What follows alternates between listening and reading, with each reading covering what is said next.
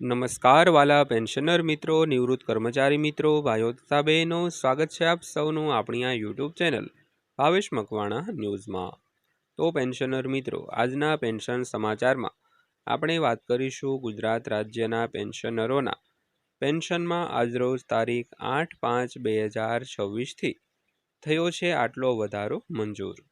તો પેન્શનર મિત્રો, કેટલો વધારો મંજૂર કરવામાં આવ્યો છે જેની આજના વિડીયોમાં આપણે ચર્ચા કરીશું। તો આજનો વિડીયો તમે ખાસ કરીને અંત સુધી નિહાળી લેજો અને હજી સુધી જો આપણી આ ચેનલ તમે સબસ્ક્રાઇબ ન કરી હોય તો ડેઇલી આવી જ અપડેટો મેળવવા માટે આપણી આ યુટ્યુબ ચેનલ પણ અત્યારે જ સબસ્ક્રાઇબ કરી લેજો મિત્રો। તો શરૂ કરીએ આજનો આ વિડીયો। તો કર્મચારી સંગઠનોએ 8મા પગાર પંચને પગાર નક્કી કરવા માટે ઉપયોગમાં લેવાતા ફેમિલી યુનિટ ફોર્મ્યુલાની સમીક્ષા કરવા વિનંતી કરી છે। તો કોઈપણ સુધારો મૂળભૂત પગાર, ભથ્થા, પેન્શન અને વ્યાપક વળતર બિલમાં વધારો કરી શકે છે, પરંતુ ફેમિલી યુનિટ ફોર્મ્યુલા ખરેખર શું છે? વિગતવાર વાત કરીએ તો કેન્દ્ર સરકારના કર્મચારીઓના પગાર ફક્ત ફુગાવા, ફિટમેન્ટ ફેક્ટર અને મોંઘવારી ભથ્થા દ્વારા નક્કી કરવામાં આવતા નથી। તો સરકારી પગારની ગણતરી પાછળનું એક સૌથી મોટું અને સૌથી ઓછું સમજાતું પરિબળ એટલે કુટુંબ એકમ કહેવાય છે। તો એક સૂત્ર જેનો ઉપયોગ કર્મચારીને ઘરના ગુજરાન ચલાવવા માટે કેટલા પૈસાની જરૂર છે તેનો અંદાજ કાઢવા માટે થાય છે।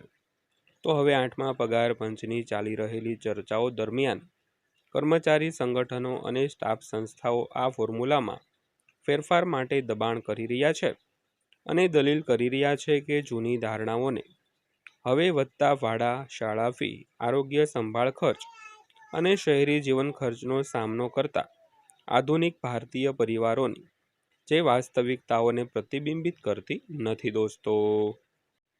તો all India NPS employees federation સહિત કર્મચારી સંગઠનો દ્વારા 8મા પગાર પંચને સુપરત કરાયેલા પરામર્શ અને મેમોરેન્ડમ દરમિયાન આ મુદ્દો છે તે ઉઠાવવામાં આવ્યો હતો। તો આ ચર્ચા ટેકનિકલ લાગી શકે છે, પરંતુ ફેમિલી યુનિટ ફોર્મ્યુલામાં નાના ફેરફારો પણ લાખો કેન્દ્ર સરકારના કર્મચારીઓ માટે લઘુત્તમ મૂળભૂત પગાર, ફિટમેન્ટ ફેક્ટર, ભથ્થા અને પેન્શનને અસર કરી શકે છે। તો કુટુંબ એકમ સૂત્ર શું છે તેની વાત કરીએ તો સરળ શબ્દોમાં કહીએ તો સરકાર સૌપ્રથમ એ અંદાજ લગાવવાનો પ્રયાસ કરે છે કે એક સામાન્ય કર્મચારીના પરિવારને લઘુત્તમ જીવન ધોરણ જાળવવા માટે કેટલા પૈસાની જરૂર છે। તો તે અંદાજિત ખર્ચ પછી પગાર પંચ હેઠળ પગાર ગણતરી માટેનો પાયો બને છે। તો આ મોડેલ ઘરગથ્થુ કુટુંબ એકમ તરીકે ઓળખાય છે। તો સેબી રજિસ્ટર્ડ રોકાણ સલાહકારો અને સહજ મનીના સ્થાપક અભિષેક કુમારે સમજાવ્યું છે કે કુટુંબ એકમ કર્મચારી અને તે કર્મચારી દ્વારા સંચાલિત આશ્રિતોનો ઉલ્લેખ છે તે કરે છે।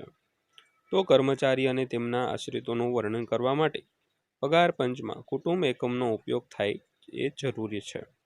તો પરંપરાગત રીતે સૂત્ર કર્મચારી, જીવનસાથી અને બાળકોથી બનેલા ઘરને ધારે છે અને તે મુજબ ખર્ચનો અંદાજ લગાવે છે। તો આ સિસ્ટમ એક્રોઇડ ફોર્મ્યુલા સાથે પણ જોડાયેલી છે, જે ખોરાક, રહેઠાણ જેવા આવશ્યક ખર્ચાઓને આવરી લેવા માટે જરૂરી લઘુત્તમ વેતનની ગણતરી કરે છે। તો તે આઇક્રોડ ફોર્મ્યુલા માટે પાયા તરીકે કામ કરે છે, જે તે ચોક્કસ એકમને ટકાવી રાખવા માટે જરૂરી ખોરાક, કપડાં અને રહેઠાણ જેવી આવશ્યક વસ્તુઓની કુલ કિંમતની ગણતરી કરીને લઘુત્તમ વેતન નક્કી કરે છે। તો કુમારે આવું સમજાવ્યું હતું। તો ત્યારબાદ જોઈએ તો પરિવારનું કદ પગાર કેવી રીતે અસર કરે છે। તો ધારેલા પરિવારનું કદ અને પગાર માળખું ભલામણોની સીધી જ અસર કરે છે। તો જો પગાર પંચ ધારે કે કોઈ પરિવાર હવે ખોરાક, ભાડા, આરોગ્ય સંભાળ, પરિવહન અથવા તો શિક્ષણ પર વધુ ખર્ચ કરે છે, તો અંદાજિત લઘુત્તમ ખર્ચ વધે છે। તો એકવાર તે આધાર વધે પછી પગાર ભલામણો પણ વધે છે। તો કુમારે કહ્યું કે પરિવાર એકમ પગાર ગણતરીમાં ગુણક તરીકે અસરકારક રીતે કાર્ય કરે છે। તો અમારી સમજ મુજબ પગાર પંચ દ્વારા ધારવામાં આવેલ કુટુંબ એકમ મૂળભૂત જરૂરિયાતોના ખર્ચ માટેનો ગુણક તરીકેનું કાર્ય કરે છે। તો જેનો અર્થ એ થાય છે કે વપરાશ એકમોની સંખ્યામાં કોઈ પણ વધારો ગણતરી કરેલ લઘુત્તમ ખર્ચમાં સીધો વધારો કરે છે તેવું પણ તેમણે સમજાવ્યું હતું. તો સમગ્ર પગાર મેટ્રિક્સ આ આધાર આંકડા પર બનેલ હોવાથી મોટા પરિવારની ધારણાઓને પરિણામે કર્મચારી નિર્ધારિત ઘરના કદને ટેકો આપી શકે છે તે સુનિશ્ચિત કરવા માટે ઉચ્ચ લઘુત્તમ પગારની ભલામણ છે તે કરવામાં આવે છે તેવું કુમારે ઉમેર્યું હતું. તો સરળ શબ્દોમાં કહીએ તો જો સરકાર માને છે કે આધુનિક પરિવારને વ્યાજબી જીવન ધોરણ જાળવવા માટે વધુ પૈસાની જરૂર છે તો પગાર પંચ હેઠળ પગારની ગણતરીઓ પણ વધે છે દોસ્તો.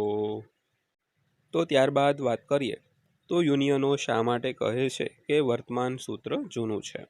તો 8મા પગાર પંચની પરામર્શમાં ભાગ લેનારા કર્મચારી સંગઠનોની દલીલ છે કે જૂની કુટુંબ એકમ ધારણાઓ દાયકાઓ પહેલા રચાયેલી હતી અને હવે તે વર્તમાન વાસ્તવિકતાઓ સાથે મેળ ખાતી નથી. તો કર્મચારી સંગઠનોના મતે શહેરી જીવન નિર્વાહના ખર્ચમાં વર્ષોથી તીવ્ર ફેરફાર થયો છે. તો શાળા ફી, ખાનગી આરોગ્ય સંભાળ, ભાડું, પરિવહન અને દૈનિક ખર્ચની જરૂરિયાતોને લગતા ખર્ચમાં પહેલા કરતાં ઘણો ઝડપથી વધારો થયો છે. તો all India NPS employees federation 8મા પગાર પંચને સુપરત કરેલા પોતાના મેમોરેન્ડમમાં દલીલ કરી હતી કે વર્તમાન લઘુત્તમ વેતન માળખું આધુનિક ઘરગથ્થુ ખર્ચ પેટર્નને પર્યાપ્ત રીતે પ્રતિબિંબિત કરતું નથી. તો નિષ્ણાંતો એમ પણ કહે છે કે આમાંની કેટલીક ચિંતાઓમાં યોગ્યતાઓ છે તો એમાં થોડું સત્ય છે અને વર્તમાન ફોર્મ્યુલા જૂનું છે કારણ કે તે દાયકાઓ પહેલાં સ્થાપિત ધોરણો પર આધાર રાખે છે તો જે આધુનિક સામાજિક જરૂરિયાતોને કરતાં મૂળભૂત કેલેરીના સેવનની પ્રાથમિકતા પણ આપે છે.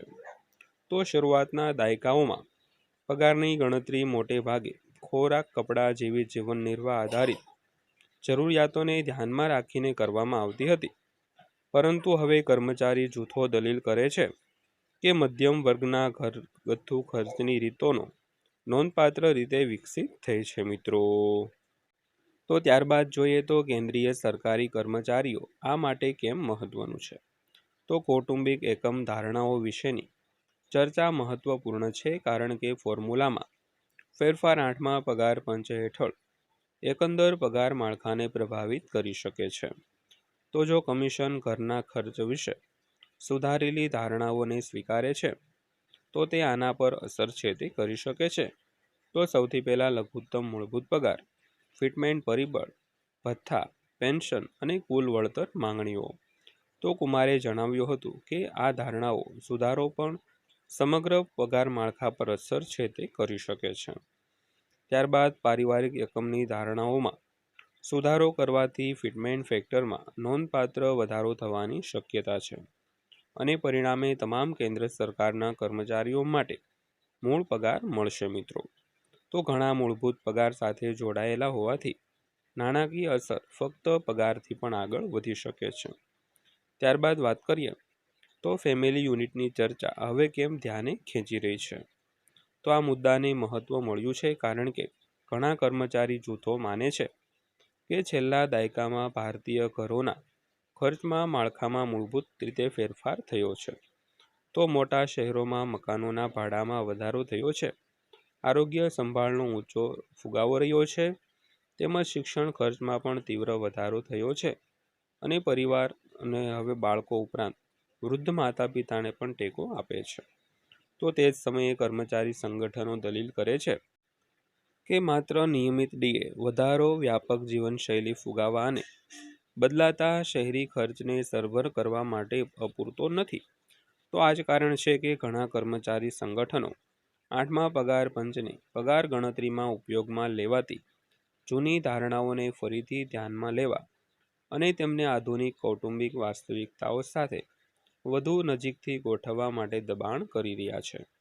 તો લાખો કેન્દ્ર સરકારના કર્મચારીઓ માટે કુટુંબ એકમની આસપાસ ચર્ચા ફક્ત એક ટેકનિકલ ફોર્મ્યુલા નથી, તો તે 8મા પગાર પંચના આધુનિક ઘરગથ્થુ ખર્ચાઓને કેવી રીતે જુએ છે તેને આકાર આપી શકે છે અને આખરે ભવિષ્યના પગાર ભથ્થા અને પેન્શનની ગણતરીઓને પ્રભાવિત કરી શકે છે.